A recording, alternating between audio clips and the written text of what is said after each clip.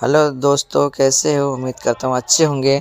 आज मैं आया हूँ अजीत मिल चार रास्ता के नीचे एक्सिस का एटीएम है, उसमें पैसे विड्रॉल करने के लिए। देख सकते हैं भीड़ लगी हुई है। आज मेरा दिल कर रहा है कि ब्लॉग बना के दिखाऊं आपको। काफ़ी दिन हो गए थे वीडियो अपलोड नहीं किया, इसलिए आज मैंने एक ब्लॉग बनाकर दिखा रहा हूं। और देख सकते हैं ये सुबह का टाइम है, कितना मस्त नज़ारा है। ये बाहर का सीन देखो, ये सब आ रहे हैं एटीएम में और एटीएम में मैं बाहर खड़ा हुआ हूँ और सब अंदर पैसे निकाल रहे हैं। उनके बाद मैं भी जाऊँगा निकालने के लिए।